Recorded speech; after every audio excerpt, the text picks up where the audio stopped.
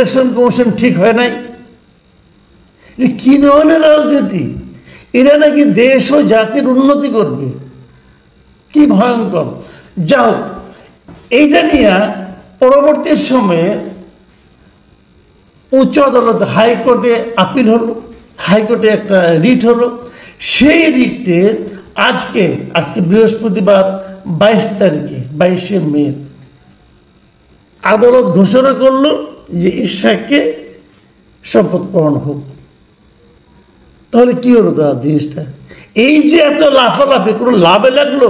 কোনো লাভ হলো না তো। সরকারের প্রচেষ্টাও ব্যর্থ হলো।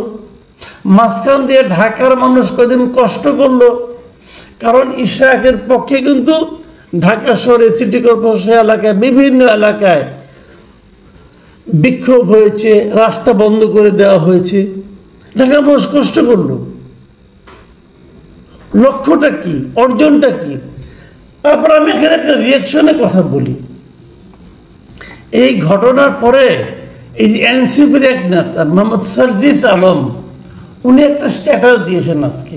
সেই স্ট্যাটাসে লেখা হলো, মব তৈরি করে যদি হাইকোর্টের রায় নেওয়া যায় তাহলে এই হাইকোর্টের দরকার কি?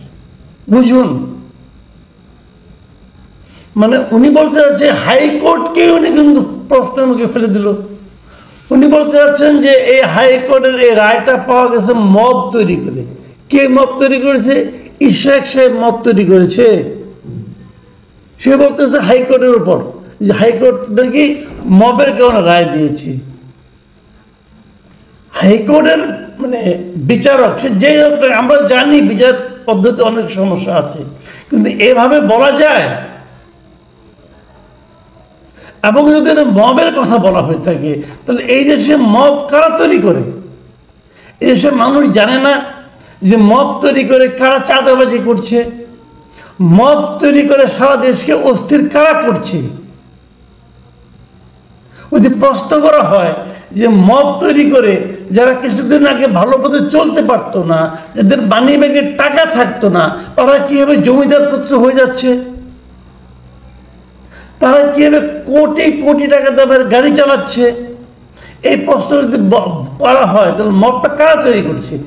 আরো আগে যাই আমি, হাইকোর্টের কয়েকজন বিচারপতিকে যে সরিয়ে দেওয়ার জন্য মবটা কারা তৈরি করেছিল? পৃথিবীর কোনো দেশে ঘটনা আছে? ভাই, এইগুলি চলবে না। দেশটা একটা আইনের মাধ্যমে চলতে হবে, এবং যে আইনে ডক্টর শাহাদাতকে মেয়র বানানো হয়েছে সেই একই প্রক্রিয়ায় আমি তো মনে করি ইশরাককে বানানো উচিত। তার কিছু পরে, এত কিছুর পরে একটা রাজনীতির কথাটা বলি এবার।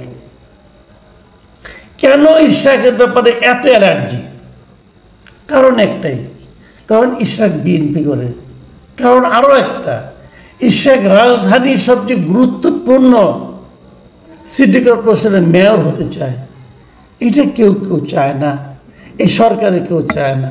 কিন্তু এটা কি বোঝা যায় যে এই সরকারকে বিব্রত করছে কারা? বোঝা যায়। এই যে অকাল পক্ষ কয়েকজনকে নিয়ে উপদেষ্টা বানিয়ে দেওয়া হয়েছে, তাদের কর্মকাণ্ড এরই মধ্যে যথেষ্ট বিতর্কের তৈরি করেছে। এবং সর্বশেষ বিতর্ক হলো এটা, যে বিতর্কে সাধারণ মানুষের দাবির কাছে সরকারকে বেগ গেড়ে যেতে হচ্ছে, সরকারকে বিব্রত হতে হচ্ছে, সরকারকে পর্যুদস্ত হতে হচ্ছে। সরকারকে এই বেইজ্জতিটা কে করলো? এই আসিফ মাহমুদ করলো। ডক্টর ইউনূসের কি এটা উপলব্ধি করার ক্ষমতা আছে? এখন কি হয়েছে? এখন ইশরাকের পক্ষে যারা রাস্তায় নেমেছিল তারা এখন বলছে যে এই দুই উপদেষ্টা, এই আসিফ মাহমুদ এবং মাহফুজ আলম, তাদেরকে পদত্যাগ করতে হবে, নাহলে তাদের আন্দোলন তারা চালিয়ে যাবে।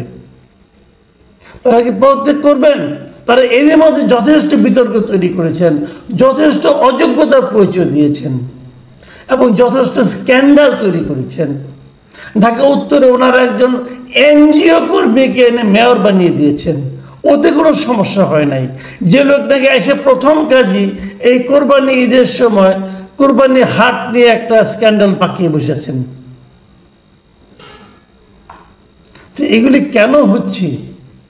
এগুলিকে আমরা জানি না, এদেশের মানুষ বোঝে না, সব আপনারা বুঝেন ভাই।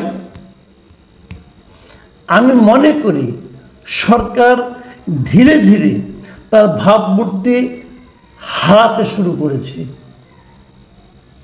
সরকার বেকায়দায় পড়ে যাবে। প্রিয় দর্শক, সামনের দিনগুলো আপনারা দেখবেন অনেক কিছু ঘটবে, এটুকু বলে